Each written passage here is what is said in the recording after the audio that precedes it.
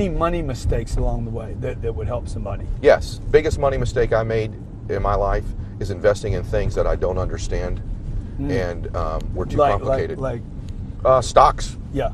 Stocks I bought that I knew nothing about that I heard on at CNBC I should buy.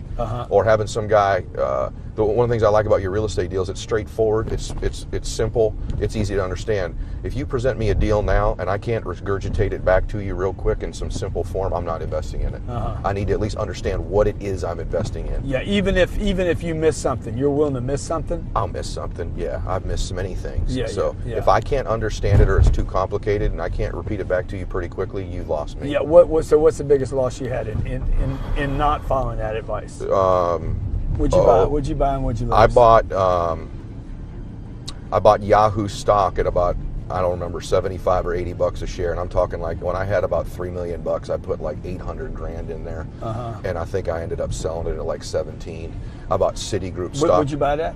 I think in the 70s or 80s. I couldn't give you the exact dollar amount. Lost. And then like after I learned that lesson, I thought 240 grand. Yeah, then you lost 700 grand. And then I'm gonna give you two more biggies. The second one I did is I bought Citibank stock, Citigroup stock at like $54 a share. Yeah, 2008. Which was like $700,000 worth of that, and I think I sold it at $2.50 is when I finally sold it because I heard they were going to be the next AIG. So identity is the governor on our lives. It's the invisible force that no one understands, and once they do understand and get a hold of it, their life can change. And so not only if you don't get a hold of this, will these outward conditions of your life keep being exactly the same, but you could behave differently, you could do all the working out, you could be thinking great thoughts, but you are going to get out of your life.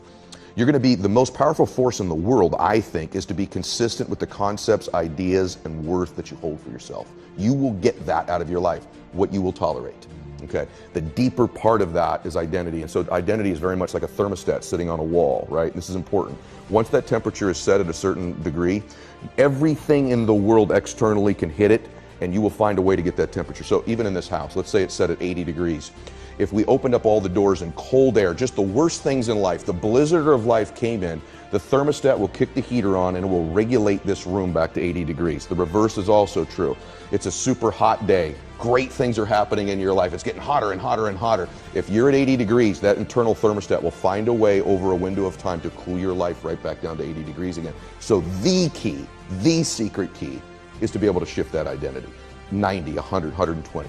So some of the ways, strategies to do that are very simple. One is let's just say financially, you're a 200 degreer and I'm an 80 degreer. If I'm in your proximity over and over and over and over again, you will heat my identity up somewhere in between mine and yours to 150 degrees. Same in fitness, same in everything.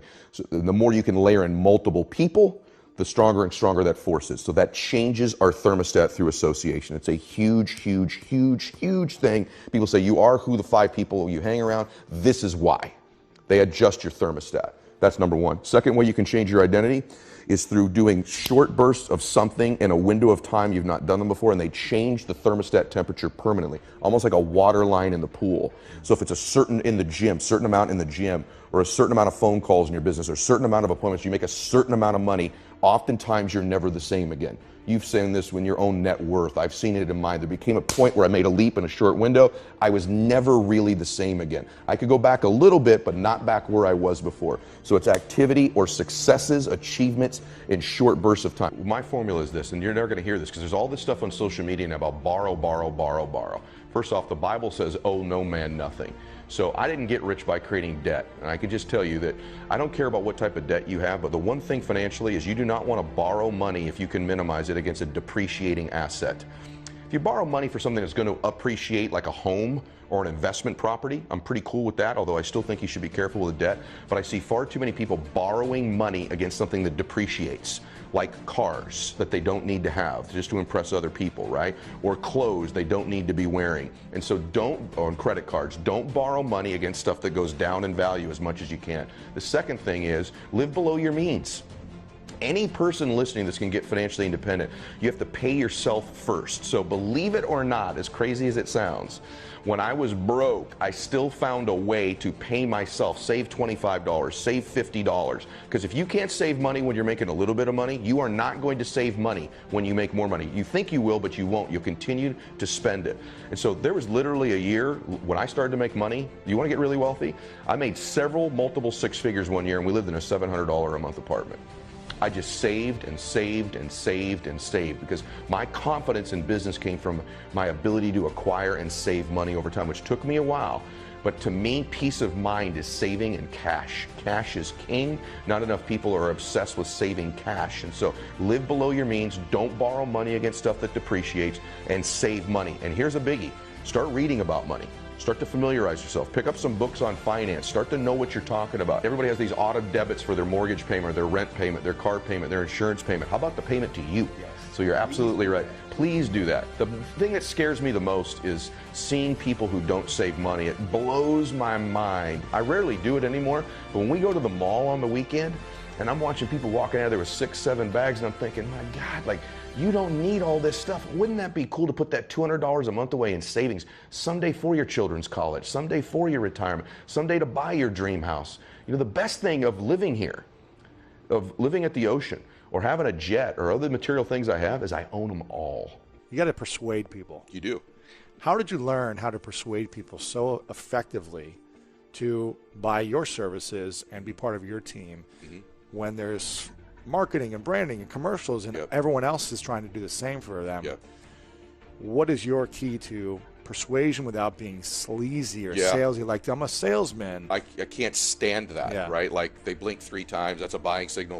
You know, go for the jugular or whatever. I can't stand that stuff. So persuasion in anything. So if you want to persuade your children, if you want to persuade someone to take a look at your faith, if you want to persuade someone in business, if you want to persuade someone to help you in anything or help them in anything, it's real simple for me. Monster belief. And so you can't transfer to me that which you're not experiencing yourself, right? So you can't give me that. People are always trying to come up with the magic word, the magic close, the magic this. And there are words you should and shouldn't use in persuasion, no question about it, right? There are words that are more effective than other words. And clearly, to be successful in any business, you need to know what those words are in your business. But the best persuaders, the best motivators, the best speakers, the best physicians, the best school teachers, the best parents are incredible persuaders.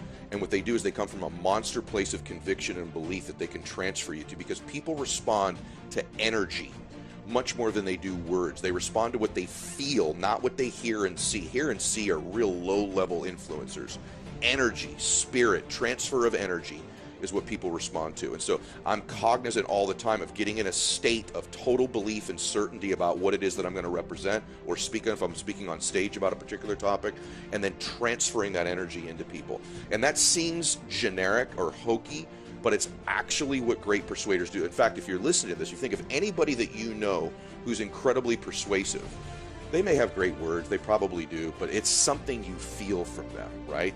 And that's the difference between a great doctor and a so-so doctor. Great doctor says, here's the prescription, you're out of here. Another one, is this going to work or not? Right. I don't know. Another one, you leave there feeling that you're going to be healed, feeling you're in good hands. You feel their certainty, you feel their confidence.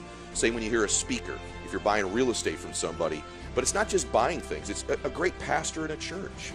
A great person if you do TM, who's taught you TM. It's their certainty. It's the energy you feel.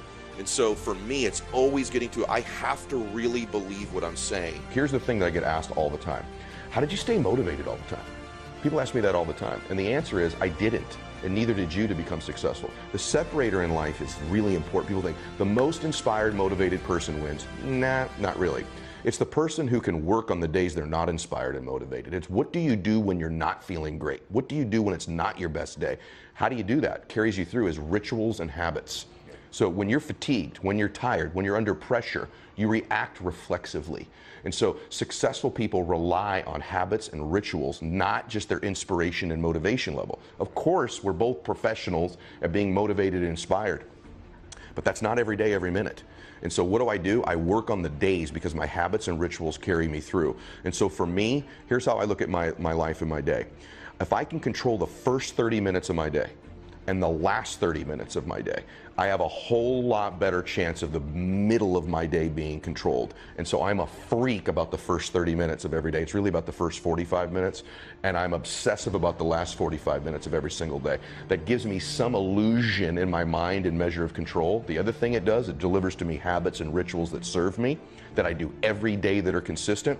It gives me comfort in stormy times. That ocean out there is raging at the top right now, right? The waves are crashing. At the bottom of that ocean, it's completely calm.